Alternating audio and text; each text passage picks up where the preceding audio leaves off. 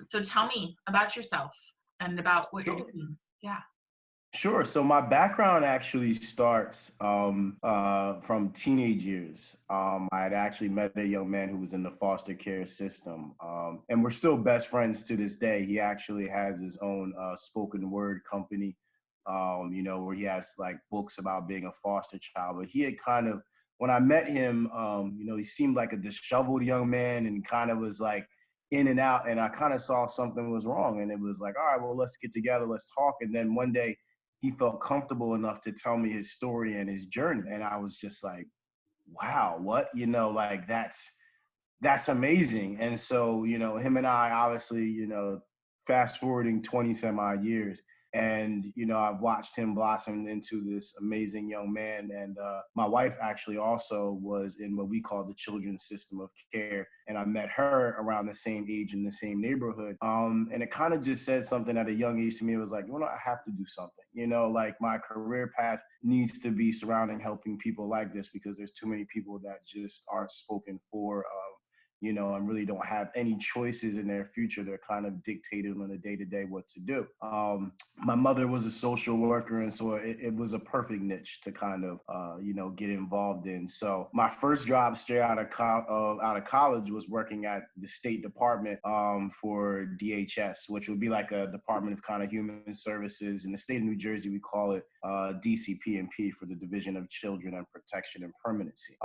So I started working there. My career flourished from that point on. I was promoted into a court division where I was actually granted permission to work under the Superior Court of New Jersey for about, I want to say 4 or 5 years, working within the court system. And it was a great opportunity to shake hands with senators, to shake hands with other legislators and different things of that nature and kind of push, state agendas, which was phenomenal. After that, I went on to be a court liaison for what we call CMO. I'm not sure how they might label it in Seattle or in the Washington area, but basically what it is it's a care management organization. The state of New Jersey, they have subcontracted different, trying to think of the best terminology to use. They subcontract their mental and behavioral health aspect out to nonprofits organizations so that way there's no conflict of interest.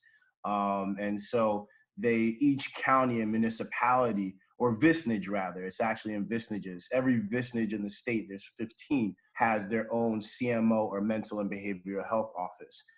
So I became a court liaison for that office, obviously, since I had the experience with the courts and different things in that nature. And so I worked there, moved the ranks up, got a chance to meet some other phenomenal, great people. And then after a while, I was like, you want to know what? I have spent the younger, part of my 20s, my early 30s, wearing a suit. I've been a suit and tie every day. I've been, in front of every judge. I have not worked the ground. I have not been, an actual worker in a facility, in a home. And so I actually started off as a pilot to gain that experience, would leave the courthouse, at whatever time of day, and then would go and work at an actual group home or like a residential setting. And believe it or not, I fell in love with it. Being able to be one-on-one with the youth, being able to see their aspirations, see them walk into the door one way and get a plethora of services, and then be able to transition on to just a completely different way of life than what they had come in, inspired me, believe it or not, to chuck my suits aside and say, you want to know what, this is what I want to do with the rest of my career. Obviously, when I started off there, I was in kind of like a small counselor position, just kind of aiding. But when my supervisor heard that I was ready to put my suit aside and, kind of, get into that, I quickly was moved up. I think that it only took 6 months and I was, running my own platforms and my own division and supervising probably at that time anywhere from 50 to 75 staff. Fast forward 9, 10 years later, I'm still running and training other directors across the state of New Jersey. I'm a certified nurtured heart coach. I'm a certified, I can't even tell you how many certifications, unfortunately, I have. Whole wall upstairs of state of New Jersey titles and certifications and a whole bunch of stuff. Every time there's a different training, I'm being sent up there. But it's allowed me to meet some, awesome people from, the commissioners of the state to, deputy governors to be able to be, day to day, just work along with some really magnificent and phenomenal people through, my entire duration of my career. So this is how Defining Moments life coaching actually started. Is I started to see there was an ongoing need for youth that may have not had insurance, who may have not had these different things, and some families didn't want to be, categorized or kind of locked down underneath of that state platform, right? I mean, there's not many people that want a bunch of social workers and therapists coming in and out of the home on the day-to-day basis. Your neighbors see that classic van or car outside of the, drive and they're asking questions. And so I kind of heard the youth that I work with on a day-to-day basis. And, underneath of the company I work with, we have access at any time to about 300 to 400 youth. And I've been blessed to be able to kind of go and talk to each one of them in their different homes and programs and different things like that. And that's always the thing I would hear is that, we drive in the car with the van that has the sticker on the back or, the workers outside of the home. And it was like, you want to know what? I want to be able to create a platform that doesn't have that stigmatism to it, that, we can give these youth these life skills, this mentorship, for lack of better terminology, and push them to where they need to go. And so that's how with discretion, with them being able to do it without everybody pointing their fingers and going, "Oh, I know what you're doing," right? Exactly. And to be able to meet with a familiar face, in a familiar car that, excuse me, isn't changing every 6 to 9 months, and a constant thing among social workers is that turnover is so strong, and that, as soon as you get a chance to know someone, they're gone. And Right. I saw that need, and I said, I've done so much work for the state of New Jersey. I've done so much work for my organization and different agencies across the state. It's time for me to be able to step out on my own and kind of see what the youth need themselves and be able to provide that platform. So that's why I wanted to do the adolescent and young adult life coaching. So what does that look like with your company? How are you going to be different than others? So one, there's in the state of New Jersey, there's not a platform for life coaching that's specific to adolescents and teens. A lot of times when people hear life coaching, you're talking about adults, people who might want to make major career decisions and changes, but no one really wants to hone in on the genesis of when this takes place, which is at that pivotal age between, 16, 17 and 24 and 25. That's when, you hopefully can bear down and make those appropriate decisions that'll give you that career choice that when you're 36, 37, 45, you're in a position of comfort, right? And Like, so sometimes a lot of these young men, these young women don't have that extra support that's needed, excuse me, outside of mom and dad. So that's where our company, I apologize, I'm fighting. Got finished fighting pneumonia. So I'm like in the brinks of getting back to where I need to be. But that's where I decided to kind of create this platform. It was like, hey, let's give these youth these life skills that are needed and warranted and motivate them on a day-to-day to get there. A lot of the young men and young women that I work with, even obtaining a state ID is a major obstacle, right? Like, where's our original birth certificate? How do I get a chance to find my social security card? Do I know my social security number? Sometimes it's small things like that we take for granted, that a lot of parents are coaching their youth on, and they're not getting those life skills that are needed. And that's what I really would love our company to be able to do, is to have the youth be able to get their state ID, practice their driver exam, motivate them to make their first purchase for that car, making sure that that first car might not be a BMW or Mercedes if you can't afford it at this time. right, right. What is it to establish credit, and kind of hone down on, like I said, all those life skills that sometimes we might escape, as either as parents or foster parents or community resource parents. It doesn't matter. A lot of times those conversations get missed. And so that's where Defining Moments will come in to be able to help, educate our young adults. So how are they going to So you're doing life coaching. Usually life coaching has an expense that comes with it. So Yeah. these young people who don't have anything be able to work with you? There'll be a sliding scale. We have entertained. I do have a group of advisors, and we talked about insurance, but we don't want to bill through insurance because a lot of times these young adults don't have insurance. We would actually be trying to help them establish to get insurance. You know, what is it to fill out a 3560 plan in the state of New Jersey so that if you have a caregiver or guardian who's not there, that you can get your own insurance. So it will all be sliding scale based on what these young adults might have or, you know, what their parents are able to contribute at the time. But we're more focused on the success of those young adults in those stories. The funding will come as it needs to. So if I can ask, and if it's inappropriate, you can just say I can't talk about that. But Sure. I aged out myself, and as well we were a foster family. And Mm. what we would always hear was the very worst thing that could happen is for a child to go to a group home. Now, I don't necessarily believe that because I've heard of some amazing group homes. So can you share with me some of the advantages and strengths that some of these homes have? Of course. I mean, my philosophy on all group homes is the idea should always be to go in, to learn, to get stabilization, and to get out. And I think that a lot of states, you know, across it, I've done training from here to Colorado. You know, a lot of times other system of cares fail because we're not worrying about starting to transition a youth as soon as they walk through the door. It should be a planning process of getting them out. I think that, you know, I have established some of the most creative things in group homes, I think anywhere. The group homes that I've, you know, run would have recording studios for the youth and sensory rooms and gymnasiums built inside of them. And you still might have a youth come down and say, I'm bored to death. You know, it's the reality of it is when done right, group homes be able to plug into community based. Sorry, can you pause for a second? I just had a big truck go by. Sure, sure, Okay, you're good. sure. Um, Group homes, when done correctly, it's not about all the bells and the whistles, even the services that are offered inside. It's about being able to link those young adults to the community resources. So once they leave, they have positive continuity, right?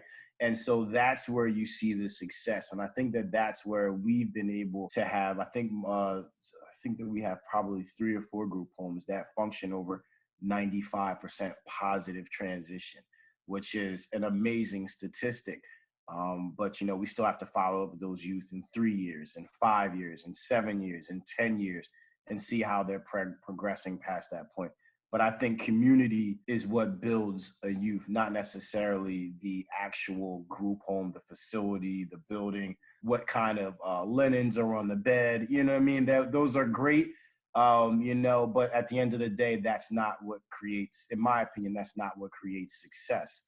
And a lot of those young adults and like yourself, I have, you know, I was actually really inspired. I got a chance to hear Melissa's story through your previous, you know, I think it was like a forum you guys had, and it was phenomenal to listen and hear about her experience and how she wants to have a family and how she wants to do all these things. And but as you listen to her story, she'll even say that there were great people there with phenomenal intentions, but it didn't land. It didn't stick at that time. The compliments really weren't there for her. You know, it didn't land. You know, it was like, and she didn't know how to receive it, you know, and I was listening to you say also, you know, it's hard to receive it at that time. So even relationships sometimes that might be great in that moment or might not be great in that moment, you don't appreciate till 15, 20 years down the line when you're like, wow, when that one counselor said this or that one person said that.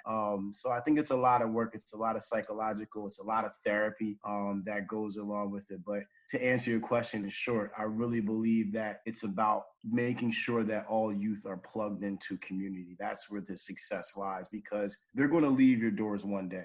And they have to be able to have something that is going to last. They can always call you on the phone. They can always, hey, Mr. Kirk, how you doing? Excuse me. How's the family? How's this? How's that? But at the end of the day, they have to have that community. They have to be able to rechange that mindset and regroup that mindset to take them out of that place and give them those coping skills that they need in those dark hours. And will you guys help them with continuing to grow that community, or will it be so discreet that people won't know who's in the group? Will you do some sort of like meetings where they can meet up and build each other up? It will be 100% discreet. Awesome. Sure. I do not know why so many trucks are going by on a Saturday afternoon. It's okay. I guess it's Amazon. It's probably Amazon delivery. There you go. Amazon is everywhere now. Yeah. But no, it will be 100% discreet. But we will be linking in with community partners. I've been blessed to be engaged in so many large organizations and so many large businesses, through my career and different projects and different, funding resources and all different kinds of things. And so we will allow the youth to tap into those resources and make sure that they have that community going on. But at the end of the day, it really is about rechanging the mindset. That's what it is. They have to be able to have to be able to say, you can put the $100,000 job in front of them. It's not going to matter if they walk out 5 days from there because they don't think they're good enough for the atmosphere. So but it will be discreet, definitely. Yeah. What are some of the success stories that you've already seen and some of the kind of goals that you'll be setting for people in your program? Yeah. So, like I said, I've been super blessed to work with hundreds of youth in my career, and Defining Moments is just a snapshot of that.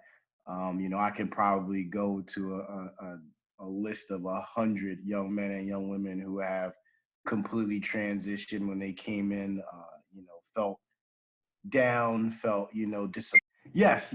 So, I've had so many young men who have come into the program, like I said, feeling beat down, feeling disappointed, feeling that nobody cares and wants about them, wants for them. And, youth that have been through failed adoptions, which double trauma, there's no other way to describe that but double trauma when you have a failed adoption. And they have left, Defining Moments and left, our life coaching, and they have gone on to just do phenomenal things, from, saying, hey, I'll never be able to pass my driver's test, to driving away in their own car, and being able to have a full-time job and signing up and enrolling in college and just making a future for themselves. And, so those are the kind of moments that none of us as professionals can put a price tag on. You can't.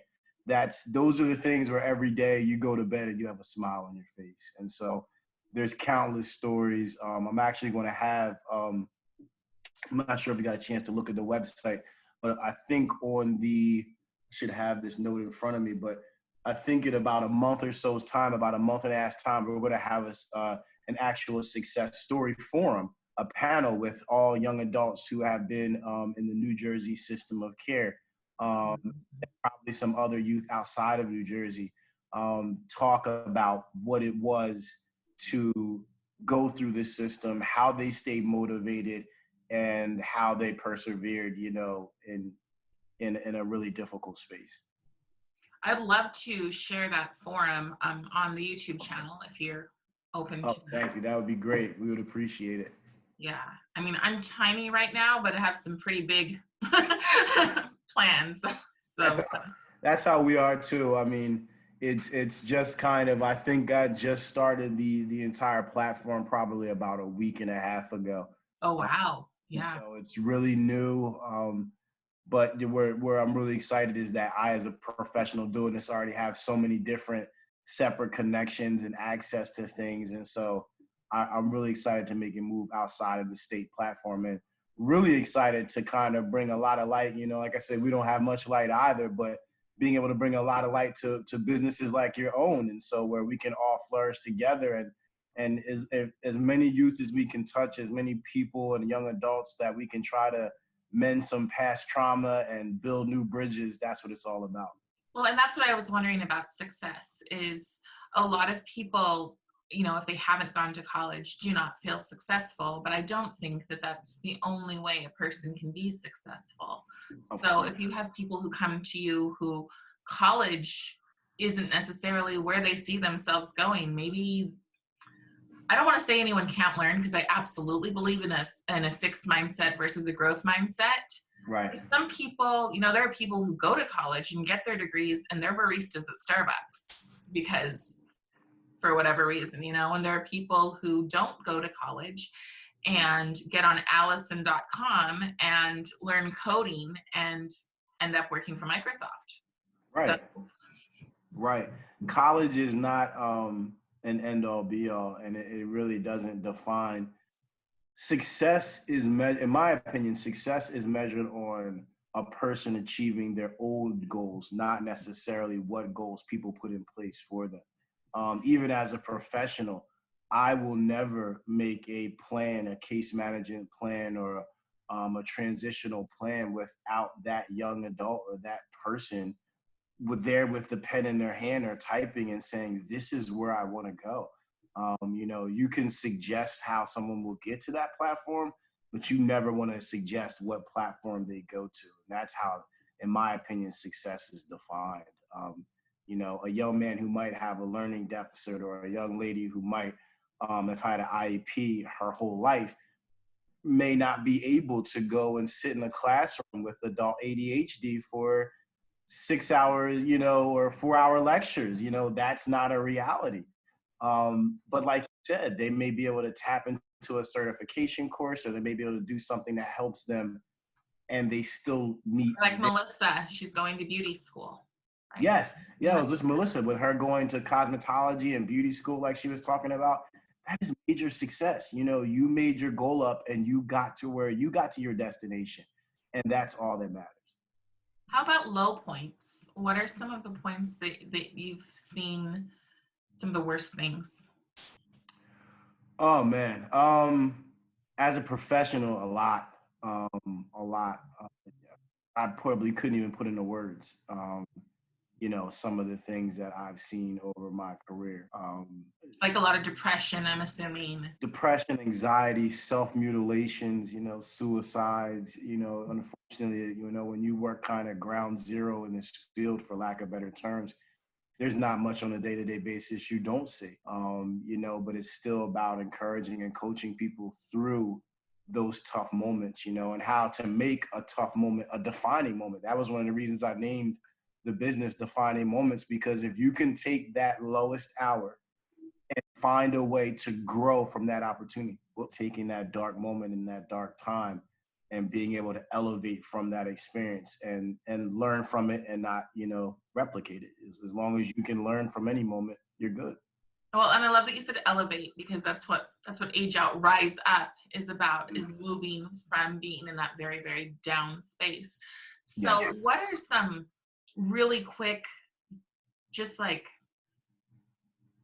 if you were going to give 3 points on how you would give someone vision who's in such a dark space, where would they start with kind of being able to see vision for themselves? That's a phenomenal question. To answer the question, there's really no cookie cutter method. Every youth is completely different, and you have to kind of put yourself on that level to find out what it is that they truthfully need. I could say one youth for motivation might need just some rebuilding and rebranding of their own self-esteem, right? They might need to elevate in that level. Another youth might have to be able to bury some past labeling that was put on them by a caregiver or family member, right? So you have to find self-worth in that instance. So there's really no cookie cutter method. And then some youth sadly just need exposure, right? Some youth haven't been exposed to a different opportunity to be able to see a different way. So, it's really no cookie cutter method. It's all about individuality and making sure that every youth that comes through, that's why building that case plan is so important, because we need to know your goals. And then the more that we talk, we find those hindrances to you reaching those goals and try to minimize that so that you can see your own vision. That's excellent stuff. I'm going to use it when I promote you guys. No, thank you. The recording studio that you have, why is it that you chose to do that? Believe it or not, it was a request from the youth. I am not a major fan of every young adult saying that they want to be a hip hop artist or them putting, all their eggs in that basket. What I have found though is that youth that are able to compose their own music and their own lyrics becomes a supplemental version of therapy. They actually can be able to put in the words sometimes that they can't say to others. So that was the thinking behind the studio. Yeah, I completely agree. I was just wondering where you were going with that, because in the 11 or so interviews that I've done recently, every single person who has risen out of this situation has some sort of artistic outlet. Wow. And so it's interesting to me that so many government policies and schools and things like that are just canceling out the arts. Like, that's the first thing to go, when that to me is a great equalizer, because you don't have to be from, it does help, it definitely helps Right. to be from money and to have these things in order to, to get started and to have classes. But when classes are offered for free, it's an equalizer, that even people who, I had a little girl in our school program, and her mom came to me and she said, you didn't know her story, but we moved here from another state because she'd been so abused by someone.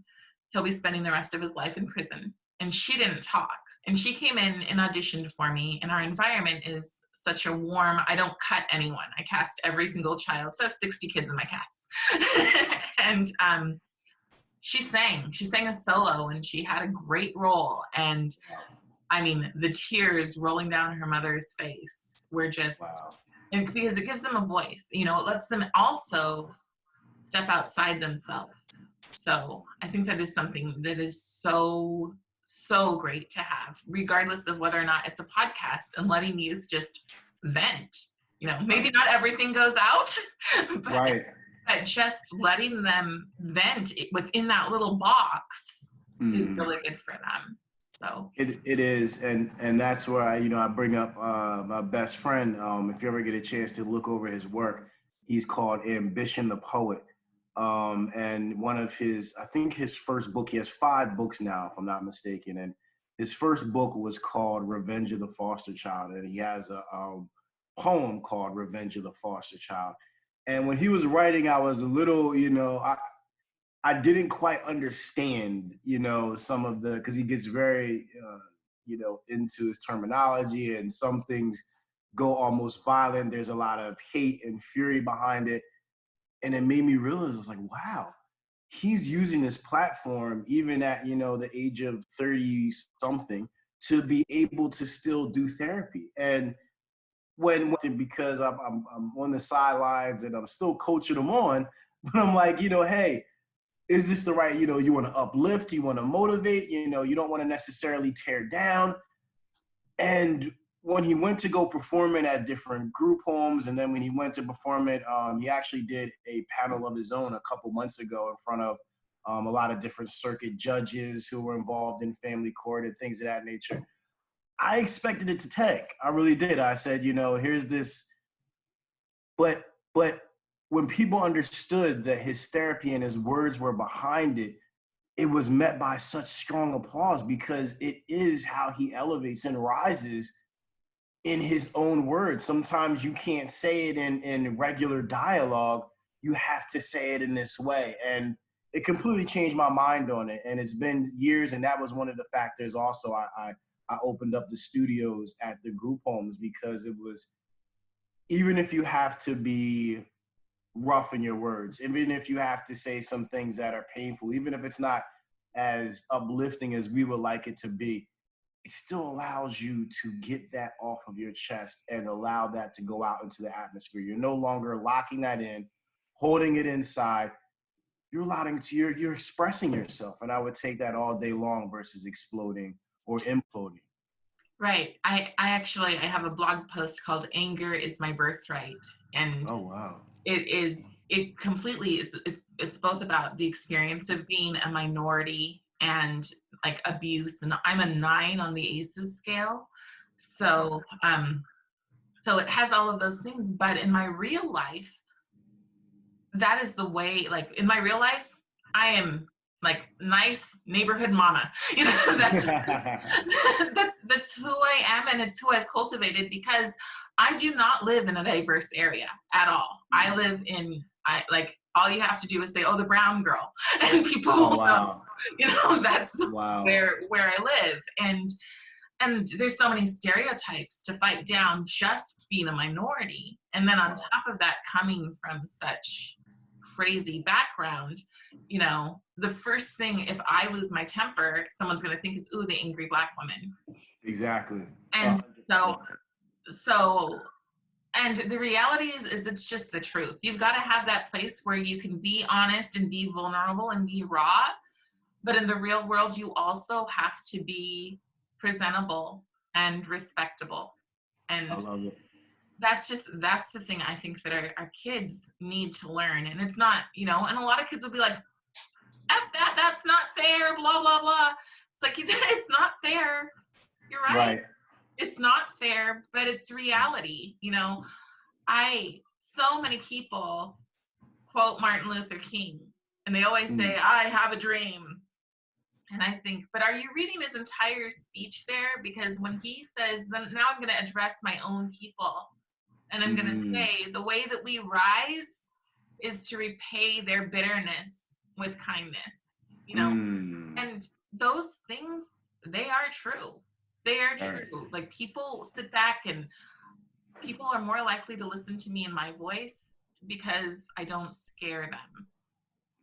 And so it's an interesting thing because I don't hide the truth. I just try to present it not really wrapped up in a package, but in a way that people can perceive it. And it always is wrapped up with that. And how do I uplift? Yes, this is my story, and yes, it is tragic, and yes, yes, yes, yes, yes. But Mm. I climbed out of that, and Wow. so can you. Right. So I have a question for you, because I generally tend to um, believe that the people who can best help are the people who've experienced things themselves. Right. And you've not experienced things yourself. Mm. Not foster care, not Right. that kind of trauma. So what is it, how your experiences, I know you have a lot of professional experience, but the emotional experience that brings you to the table. And I think we talked about it before I hit record, but you can just, if you'd expand on that. Sure. I mean, you're right. I don't have the experience of being in the foster care system myself. But it doesn't mean that you don't feel that pain. You know, when it's your wife, you know, talking about childhood trauma, or if it's your best friend, and that doesn't go away. You know, my wife and I still to this day talk about and recount stories, and we work through her trauma, you know, and it doesn't mean even as myself as a young adult and a, you know, a child didn't go through trauma either. I think at the root of it, it's about understanding and helping. And I think sometimes to be able to look at that box from the outside gives me a unique view, and to hear. Sometimes I think a lot of the things I hear from people that have been through foster care is that they feel like when they're going through that journey, you're going through it by yourself. You know, there's no one else there, when there can be a person to say, not only are you not the only person, you're not the only person on your block. You know what I mean? And there's 4 or 5 others. And here's a platform, right? Here's a way to be able to discuss that. Here's a way to be able to talk about the common things that you hate, the common things that you love, the common disappointments around trying to get in contact with your biologicals, and when you meet your biologicals, how you have to prepare for that. Like, that is a major thing, and how you come out of that. It's going to take years of either therapy or regathering, because what you thought was and wasn't. So even though I haven't been through this, or haven't been a foster child myself, working with probably in the thousands of young adults during my career doesn't allow me not hear that pain and not hear that story. It just allows me to be a shepherd more, to elevate that story, so that the world can hear it. And what I what I see from just from listening to you in this brief time, that there some people really are those heroes. They really can jump in, get down into it. I think that a lot of times why we put up a guard and say, you know what, you don't know our pain, is Mm, because a lot of people who are quote unquote helping are going home to their normal lives. They're turning off their day at 5 p.m. and are reading books about what we need instead of experiencing what we really need. But mm, I think a lot of people in foster care, I was just talking to a woman yesterday who sent me tons of private messages, and she was just telling me all of her relationship problems. And she's like, I always seek out people like me so that we can match our traumas together. mm, Um, and I just wanted to say, you know, I don't think, and I'm not an expert on this. I just know from my own experience, I married a man from a very normal, traditional home life, you know. right. And I think that that's part of what helps you, is by having somebody who's willing to understand, who's willing to be there for you in your pain, Mm, and not exploit it, and right. also not, you know, like not turn it into a trophy situation. Oh, I've done so much, which I think a lot of times these Yes. very young social workers, they have the best heart in the world, but they Mm-hmm. really do turn off at 5 and take their pictures, especially with their minority kids, you know. Yeah. Here I Right. am saving the world. And it's insulting because as foster youth, you are already labeled, really labeled, like special Mm-hmm. needs immediately, slow immediately. And people are thinking, you can't help yourself, Right. you know? And so I think that there are those rare people. And that's something that I can see people going, well, you're interviewing somebody who's not a former foster youth, you know, blah, blah, Mm, blah. And I'm like, but if you're in the trenches, mm, then you've got your stripes, you know. right. And sometimes for those, and I completely agree with you, on multiple fronts, there are many professionals who at 5 o'clock can turn that off, and go to their normal lives. I don't have that capability because, it's in my daily life with my wife. It's in my daily life with my best friend. And, they suffered multiple traumas that I won't even go into, on a recorded line, but that it's lifelong. And you help them persevere, and you wear a little bit of that pain with them every time that they go through a new journey, and every time that they reestablish this, and every time they open up a new wound, or open up an old wound, Mhm. it resurfaces as if it just happened yesterday. And that can happen 20 years down the line. Me and my friend were talking, probably I think it was last year, and we were going through some therapy, and I was helping him with some stuff, and he was just like, this old pain and this old frustration and this trauma had resurfaced. I've felt that with him, and it was like I was like, all right. And he went back to not being able to sleep. The nightmares come again, and so it never stops. It continues to come, and that trauma is always there. One thing that you said that I cannot applaud enough is the trophy. Is not wearing the trauma as a badge. You can't let the trauma define you. You have to be able to move past it, try to use it as a lesson tool, gain understanding from it, and know that you're a survivor, right? But never wear it as my friend and I use it. What does he call it? Weaponizing his victimization.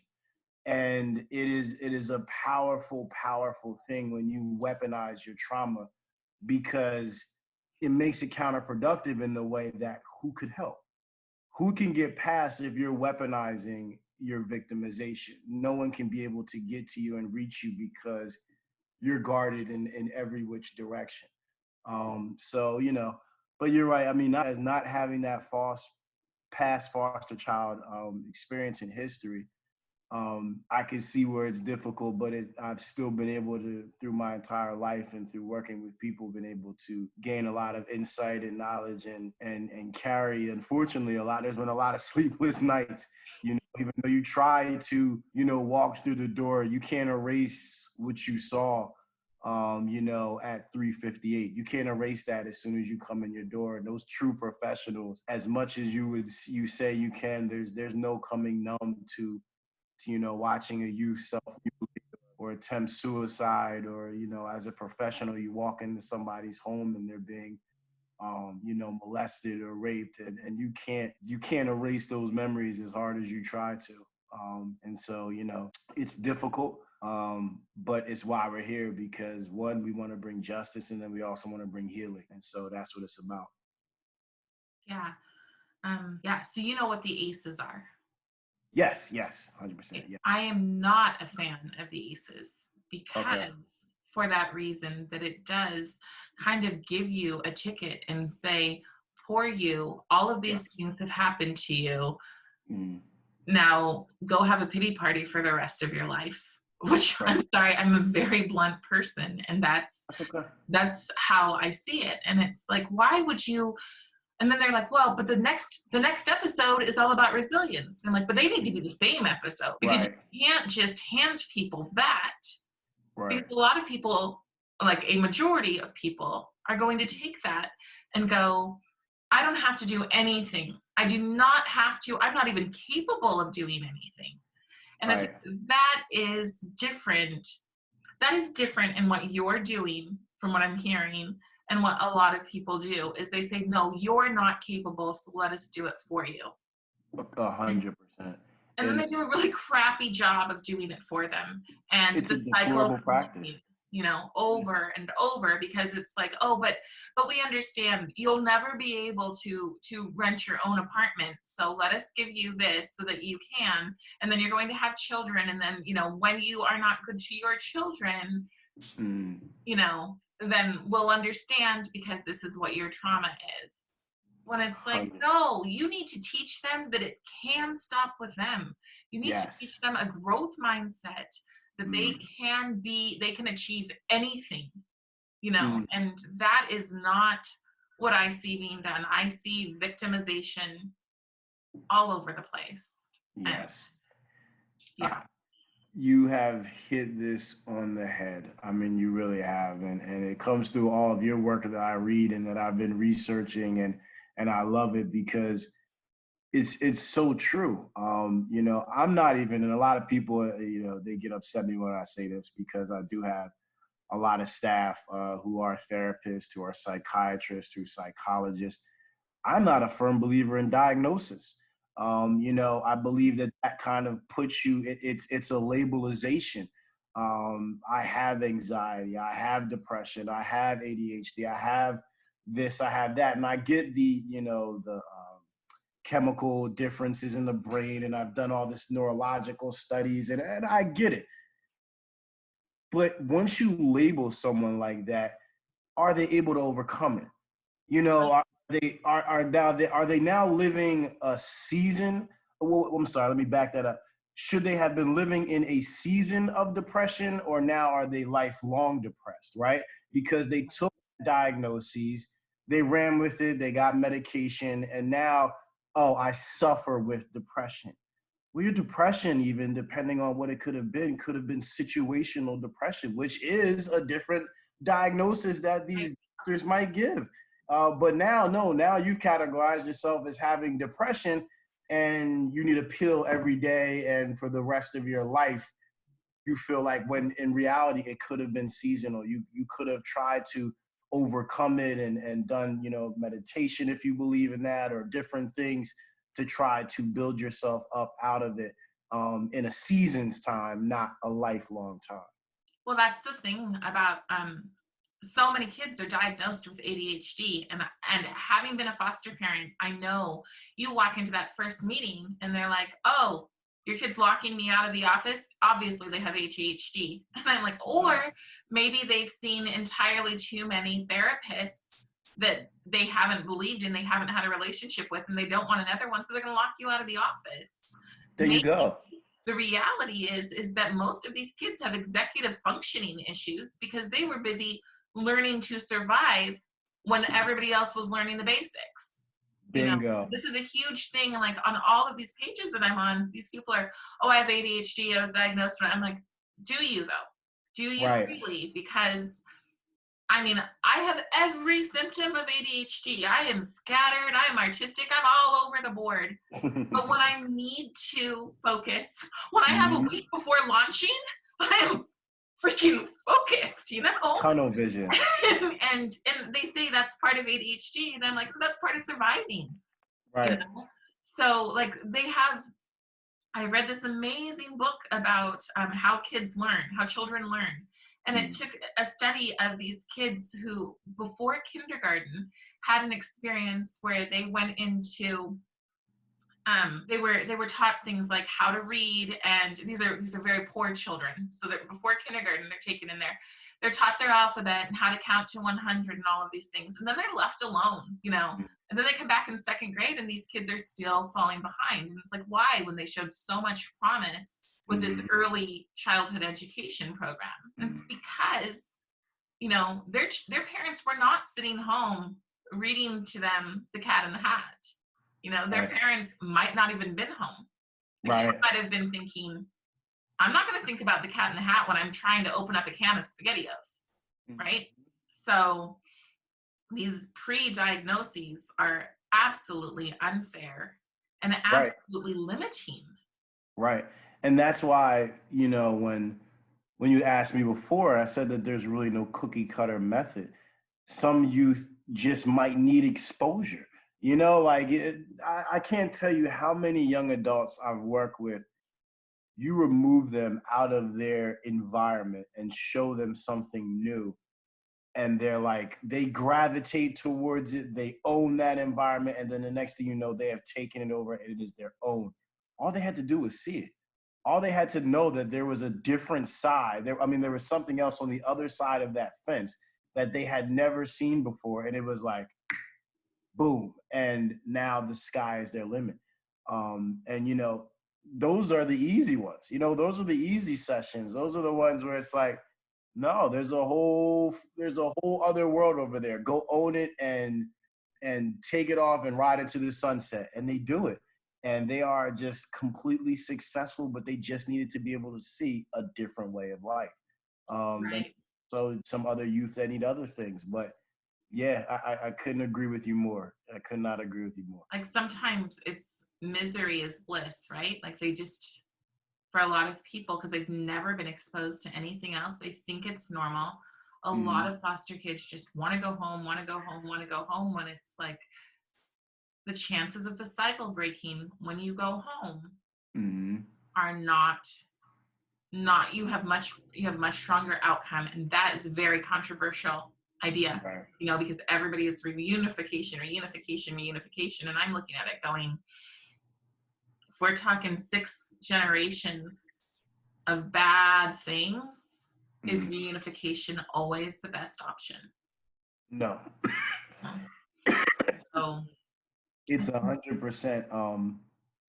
A lot of times it's not, and that's why they have so many statistics, and it doesn't matter what state you go to, of that aging out, population. When they get to a certain, they're homeless. They go homeless, unfortunately, because one, there wasn't enough family time put in. There was a lot of time put in with the young adult, to give them therapy, to give them resources, to give them the things that they need. But we never took the time to address the elephant in the room. And that was probably some inadequate parenting at that time. And how do we start that? So, realistically, it should be 50-50, right? Like, as much as should be put into the youth should be put into the family. And that's the entire duration of treatment. That starts from day one till the way that youth transitions. And a lot of times, sadly, I won't say a lot of times, but there are many times where that plan for reunification just is not feasible. And we see that our youth go to like supervised transitional living, which we call New Jersey, or independent living programs, or stuff through the housing hub, where these youth go in and they get their own apartments and they flourish. You know what I mean? They completely flourish, and they don't need any additional support from resource family, community family, biological family. They have become their own entity. They're their own sole proprietorship, right? They function on their own and they manage it. And that's where we all win. You know, that's where we all win. I tell my boys that one of my homes has in the last year had 8 failed adoptions. 8 young men who all came from 8 failed adoptions. That double trauma we were talking. Right. They want nothing more than to reunify. Nothing more than to reunify because they have that urge for acceptance from, you know, these foster parents, or these adoptive parents rather. But what happens is we found out statistically, they would go back, an argument might spark up, they kick the young adult out of the home. Then what happens? That young adult now is a statistic as being homeless. So what we've done is we've become savvy and said, hey, still be with your family, go visit them wherever. You want to spend the night, but here's your key to your own apartment or your own place. Nobody can take that away from you, ever. So if you get into an argument, you get in that stale place with them, you guys both have your own separate dwellings to be at, and you don't become a statistic. Like a real family. Yep, 100%. 100%. I know what Thanksgiving's like. Right. I mean, the inevitable happens at some point, and you know, Right. they go and crash on a paramour, you know, a boyfriend, girlfriend, you know, whatever pronoun they choose, home, Yeah. and after that, they get in an argument with that other person, and then that person kicks them out, and then after a while, it just becomes a vicious cycle of where can I sleep tonight? Yeah. It really comes down to empowering people to take control of their own lives. You know, Right. and that is something that they believe they cannot do often. Right. 100%. So that's what it comes down to. Do people get in touch with you? Your company is specifically called? So the company is called Defining Moments Life Coaching, and the website is www.definingmomentslc.com, which is just lifecoaching.com. And I suggest to everybody, if you can, go through the website to reach out to us. We have links there for scheduling to do, you know, interviews, or scheduling to do, you know, speaking engagements, and then obviously for one-on-one sessions with youth. You know, in particular right now, obviously, because the way the world is, we're doing all of our sessions virtually. So, you know, people can have their initial consultation there with myself, and we're doing everything virtually at this time. But they can reach us at that www.definingmomentslc.com. Wonderful. And do you have social media? Yes, we're getting the Facebook page is not up yet. I'm actually I'm working with the person who's doing kind of the work on that page to get it to where it should be. So fingers crossed, by the end of the week, we will have our Facebook page, our Instagram, and our Twitter up and running. You're only serving New Jersey as of now, correct? No. So as of right now, since we're doing virtually, I will be meeting with youth anywhere in the world that I can, you know, we can talk English to one another, and major language barrier. Right. Happy to work with anyone in the world. That is excellent. Thank you so much. And really, thank you for your heart and just being willing to, I mean, it seems like it's your calling. Oh, thank you. So, and there's kind of nothing more fulfilling, I think, than finding your calling and driving towards that. So I really, really appreciate this. Oh, anytime, and I cannot wait to link up with you as well and have you on our paddle for having you on our New Jersey team, and you Awesome. can in and give us some information. That would be wonderful. Yeah. All right. Thank you so much. Bye-bye. All right. Thank you. Bye-bye.